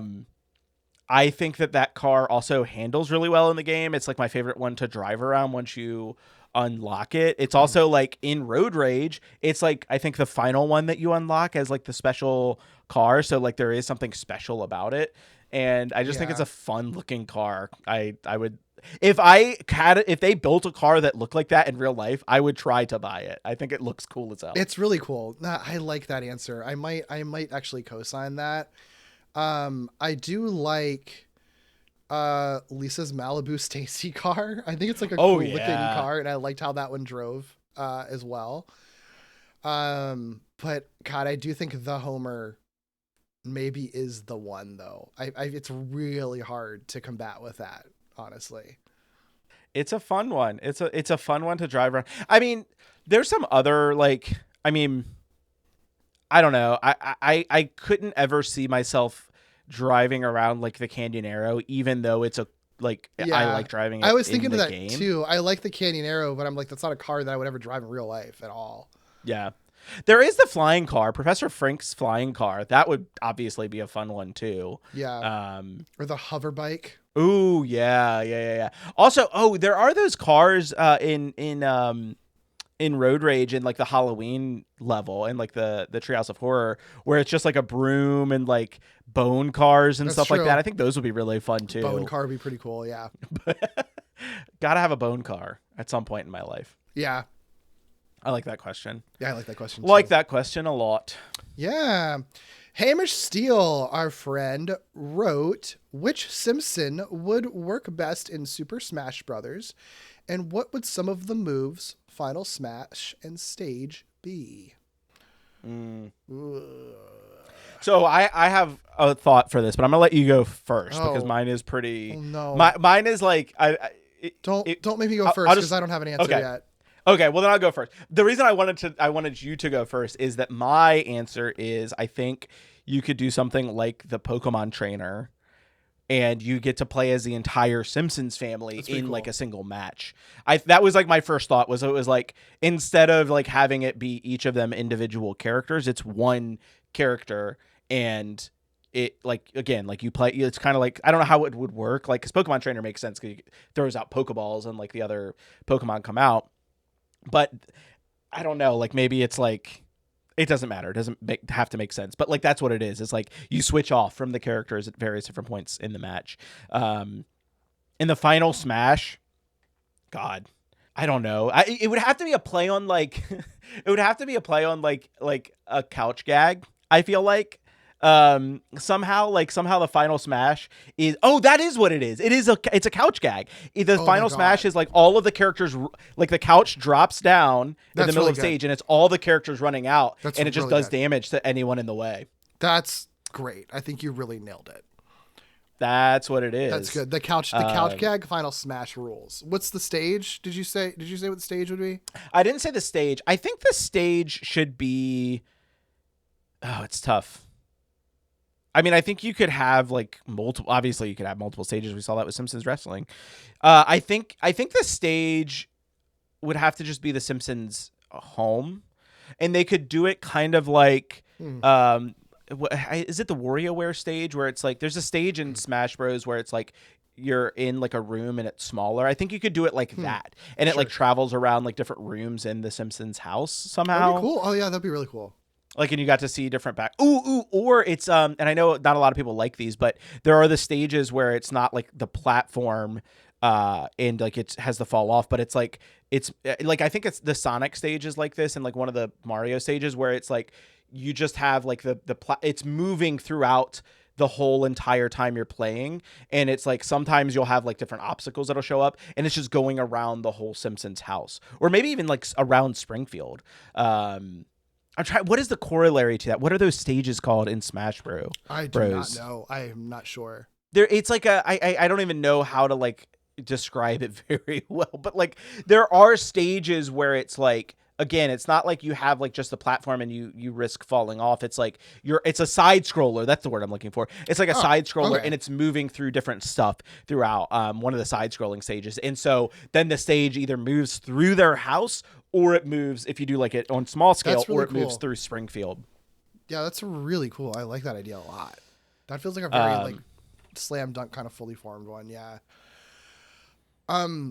My answer was not a Simpsons family. So I think you got the Simpsons family covered. If I'm allowed to do a non-Simpsons Simpsons family member, I'm going to continue the Groundskeeper Willie love fest of this episode. Oh yeah. It would be Groundskeeper Willie, because he would be a great brawler.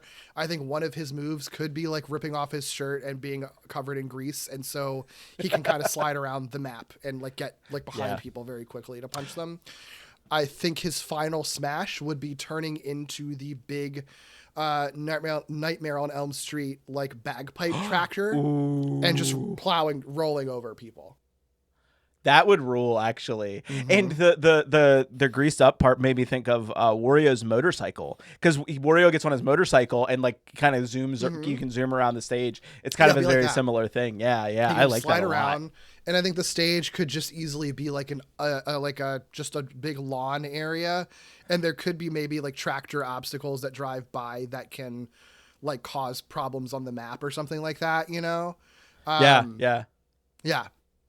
Or you step on rakes or something. Like you can mix the Sideshow Bob rake joke, but like Willie uses rakes too, so you could step on the rakes and that could cause you damage or something.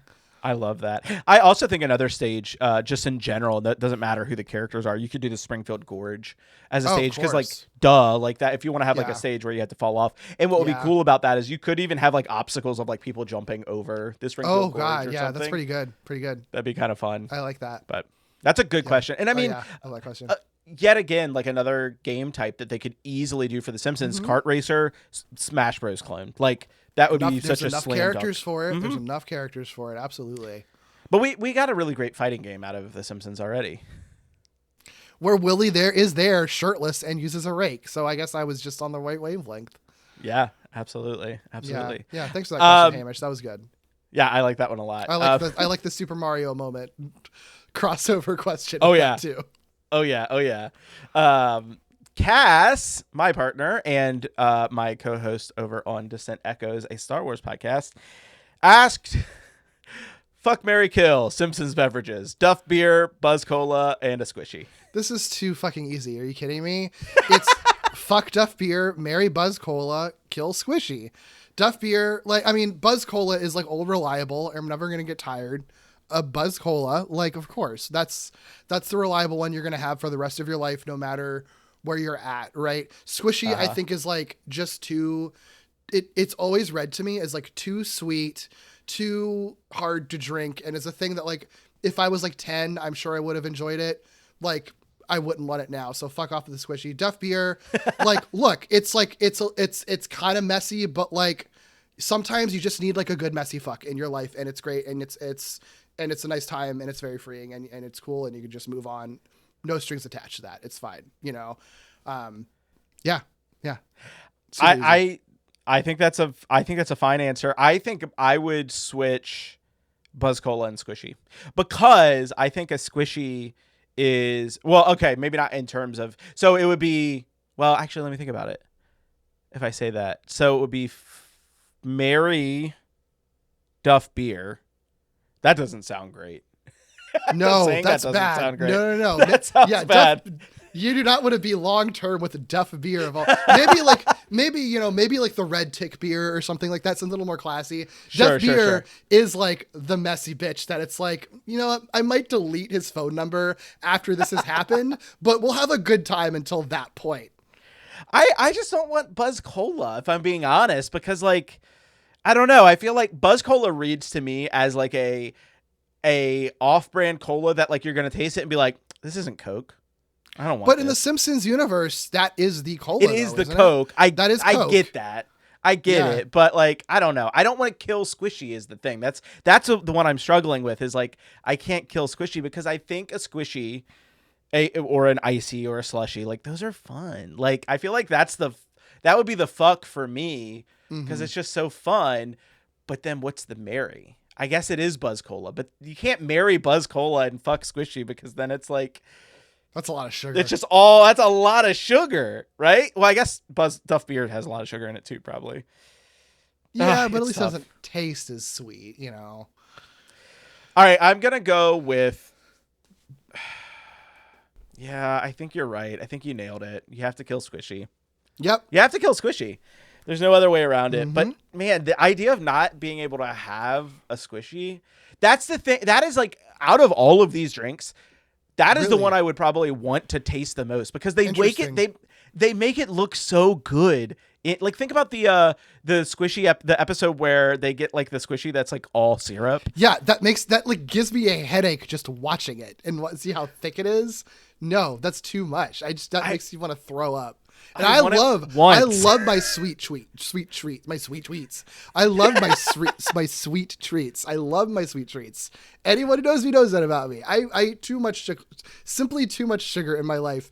And still that on that show, that like radioactive green slime sludge stuff, that's never looked that appealing to me. It looks so good to me. It looks so good to me. Here's the thing. You know what's very funny about this? That, again, that is the thing I've wanted most to try, is like a show accurate squishy. Sure. But I don't also know what the consistency of that would be. It would be really hard to make that look like it does on the show. So a squishy feels to me like it's different from a slushy, even though I know it's supposed to be a slushy because of the way the animation makes it look. Right. A squishy to me feels like it is a mix between a slushy and soft serve. That's what I have in my mind as like it's some sort of like mixture between that, and that sounds delightful to me. I think that's I don't see why that wouldn't be doable. Like mixing soft serve with that sort of like kind of shaved ice slushy, like, and then adding like green, some sort of whatever the flavor would be, like green apple or whatever flavoring to it. I think that makes sense. I feel like that's doable. I feel like I've had something like that before, where it's like soft serve mixed with more ice crystals. I just can't think of what it is. They do. So I've actually had like a shaved ice that has like almost kind of like a cream in it. Yeah, it does have that. I've had that. I mean, I've had like the snowballs. Like, I know if you go to in Glen Burnie in Baltimore, or oh my God, in Glen Burnie in Maryland, near Baltimore, there's like a snowball stand that I used to go to all the time growing up, because that's where my grandparents used to live, and we would go there every summer whenever we visit them. And they call them snowballs because they were, and they're like different from snow cones. If you've never had a snowball, it's like not as hard as snow cones are. They're like a lot softer. And yeah, they would sometimes do like the egg custard flavor that would almost be kind of like a vanilla or like condensed milk kind of flavor to it. The best ones would be when you would add marshmallow cream as a topping to it. They were so good. I think it could be something really similar to that. And then you either add a fruit flavor that would be like a good complement to like that sort of cream or vanilla flavor, or it's just like a green dye to it, and it's just like an egg custard snowball basically. You know what I just realized, Eric? What? We got tricked. We got tricked with this question. What? Think about what one of the most popular Slurpee flavors is. What do you think one of the most popular Slurpee flavors is? Is it the Coke flavor? The Cola. Coca-Cola diet. That's not as good. No, that's not. I don't like it. You can get it in your squishy. No, but it's not. That is not the same. Are you kidding me? Because the carbonation is a big reason why like soda is what it is. And like I am a Coca-Cola fiend to a bad extent. And a big reason I drinking the flavor syrup on ice is not the same thing. Like in an icy, that's not the same thing as a carbonated beverage that you can like chug and then burp really loud after. That is a completely different experience. That's fair, but for me, I think that sealed the deal. It is Mary Squishy, or maybe it's Fuck Squishy. I don't know. That seems really sticky. It does feel really sticky. This is what I'm going to do. I'm going to marry Duff Beer and Fuck Squishy. I know that sounds so horrible. Oof. Yikes. That's what I'm going with. But here's the other thing, too, is I always think Duff Beer on The Simpsons looks so good. No, like, that's the thing. It's a problem. I think, like, The Simpsons sometimes really makes me crave a beer, and I'm like, maybe they might be doing a little. They might be doing a little bit of evil in that way, because like they make it look really good, and I'm kind of like, I could go out to a bar right now too. It looks really good. It is better on tap. Yeah, it does. It looks really good, but I think it looks good like in the moment, and it's sort of like, you know what, feeling a little hot and horny right now, good fuck, and then you're over it, post-nut clarity, I don't need the beer anymore. Like, I think that's the experience with it, honestly. Yeah, I mean, you would always wake up with a headache. And you would always wake up with a headache with a squishy as well. Yeah. But you're also getting a headache from cola, too. You get the caffeine, though, that kind of evens it all out. Fair. But I'm gonna say I'm gonna get Buzz Cola squishies, and that'll even it out. Is there caffeine in that? I don't know. Oh yeah, for sure. Are they just using regular like Coke syrup when they make those? I think so. It has to be. I guess that makes sense. It has to be. So then mine is Mary Squishy. Fuck Duff Beer. We'll say that. So that way I don't sound like an absolute alcoholic saying I'm going to marry a beer. What a tough question this ended up being. Also, I do just want to say I'm not even that big of a like Slurpee fan. I'm going to be honest. I don't really like, I mean, I don't not like Slurpees, but like, I don't know. It's because of how the show makes it look. If it tastes how it looks and how my mind perceives it, and there's like a creaminess to it, but it's also like a beverage, then that's it for me. That's it. Makes sense. I mean, I do like where your head is at with that. You made the potential squishy sound really good, but I'm also just thinking of a snowball, which already exists and I already like. So like, Fair. But it is like a slightly different consistency than I think what the squishy. I think the squishy would be more on the cream or custard end is what makes it distinct. It's like, which I would be interested in. If you got a Frosty that was like a little more liquid and it had like a little more of ice shavings in it, it's kind of what I think about. Oh yeah, and I guess a Frosty is kind of what I was thinking of when you were like mixing soft serve with, like, I don't even really know how they make the Frosties, but it is kind of that, right? Like, it's kind of, I think it's just a colder soft serve, right? Soft serve with a lot more ice crystals in it, and that is kind of what we were describing. Yeah. Yeah, a green Frosty. I don't know. That actually doesn't, that sounds less appealing to me now that you say that. You know what? If it turns out it's an awful choice, guess I'm stuck with it. Sure. We got one more question on Instagram by someone called awkward comma. They asked, who shot Mr. Byrne? I think we all did, right? In our hearts, yeah. In our hearts, we all shot Mr. Byrne. Mm-hmm. I don't know. Who shot Mr. Byrne, Derek? I don't know. I was thinking of that as like the shirt that's who drink Arnold Palmer. Like, who drink Arn? Oh no, it's spelled weird, Laura right? Palmer. It's for Laura Palmer, but who? Yeah. Larnold, but it's Arnold Palmer with the picture of Laura Palmer, but it's spelled weird too, I think. It's so good. Yeah, no, it just says, who drank Arnold Palmer, and it's Laura. It's okay. Laura Palmer. For some reason in my head, it's like even spelled weird or something like that, or it's like a jumble. But no, I love that it's literally just who drank Arnold Palmer with Laura Palmer holding an Arnold Palmer. That's so good. I love it. It's such a genius idea for a shirt. I love this Screen Rant article that asks the question, why Twin Peaks revealed Laura Palmer's killer so early? I mean, it is interesting. It is an interesting I guess it's answer, interesting, but yeah. I don't think Screen Rant was the one to break that story. I think that has been information that's been out for many decades. So yeah, it's very funny. Screen Rant. Yeah, I don't know who shot Mr. Byrne. We'll never know. No, too bad. The show got canceled on the cliffhanger at the end of that season. Can you imagine? What if the Simpsons got canceled at the end of season 6 and the last episode was Who Shot Mr. Burns Part 1? We wouldn't be having this conversation if that happened. I can tell you that much.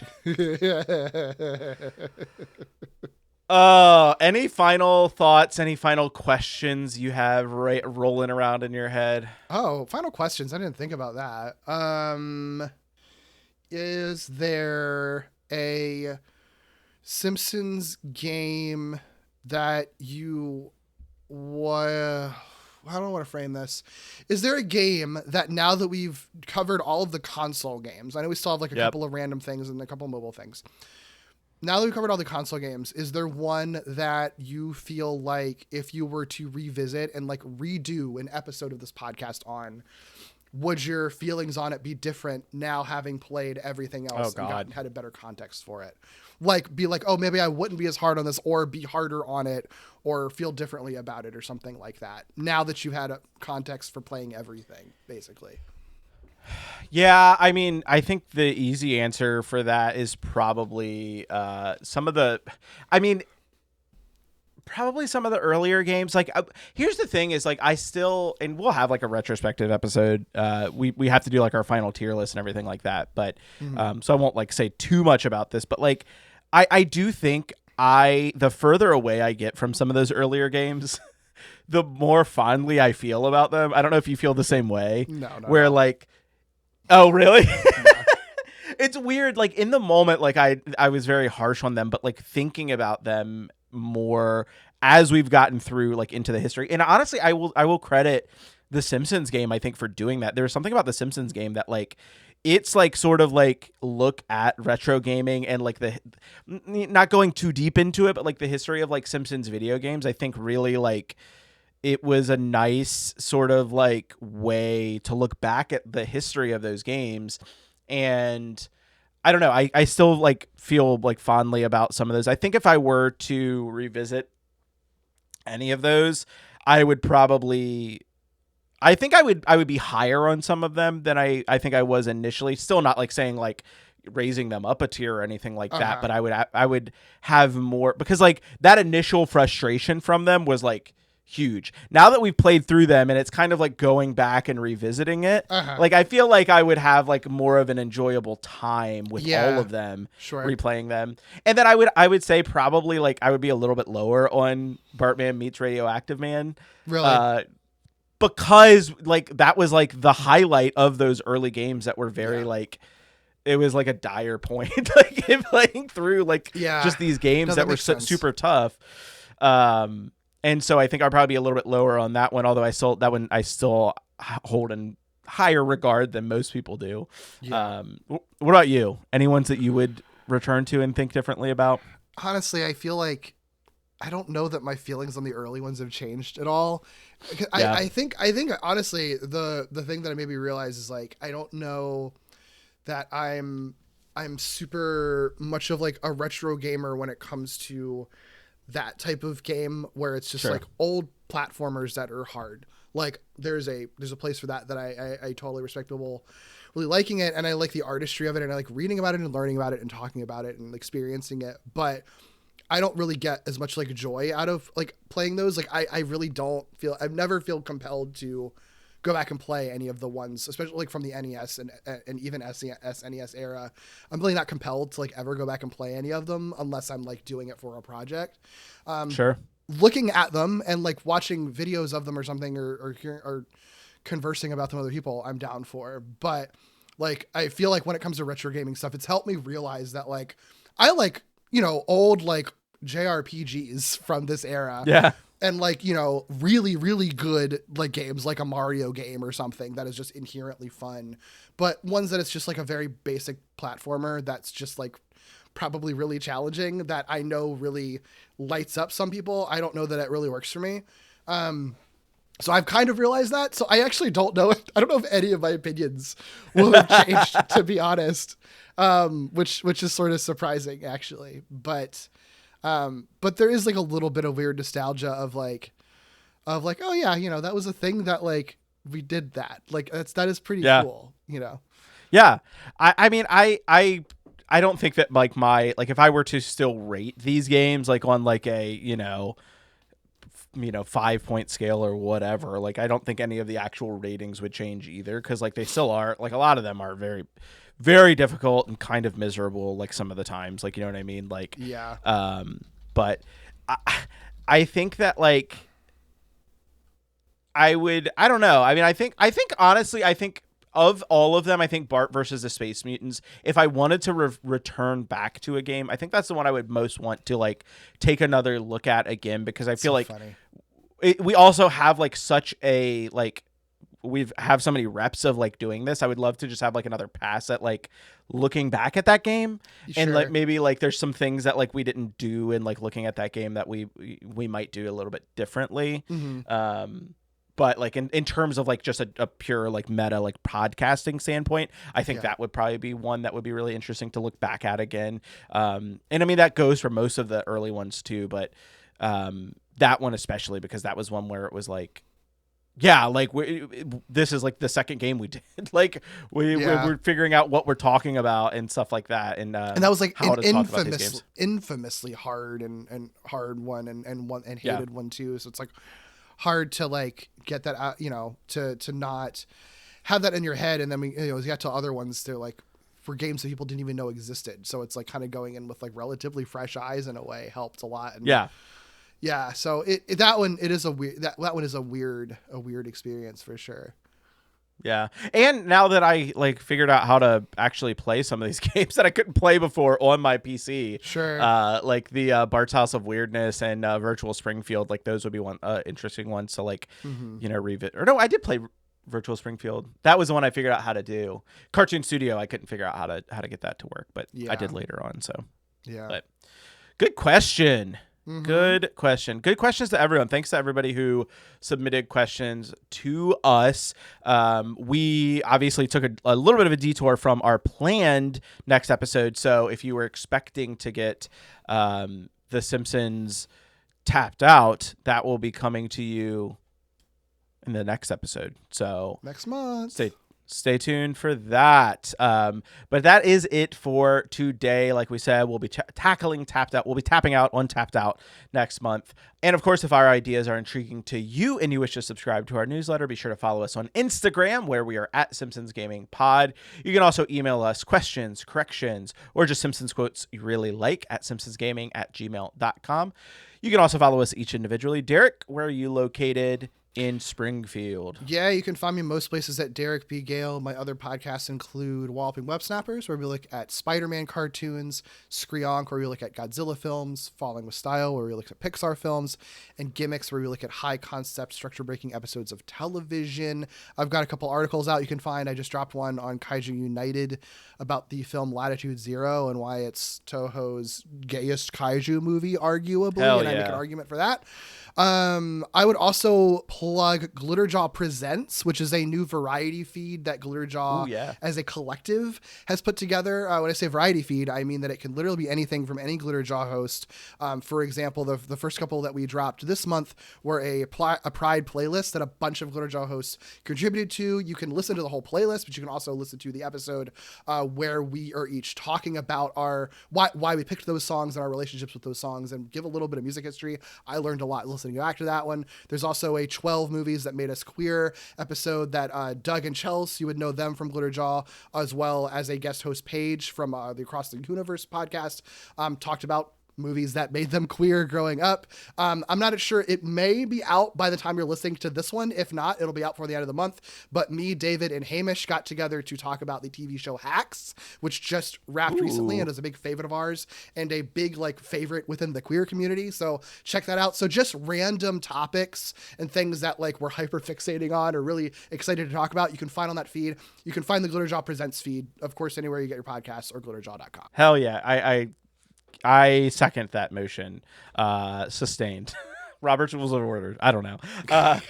As for me, I am at Awkward Comma on Blue Sky and on Instagram. You can check out my other show, Distant Echoes of Star Wars podcast, where my partner Cass and I are watching each episode of every Star Wars TV series in whatever order we please. That feed is a little dark right now because we're taking a little bit of a break, but there's tons of stuff that you can still check out from that, including our recent coverage of Maul Shadow Lord.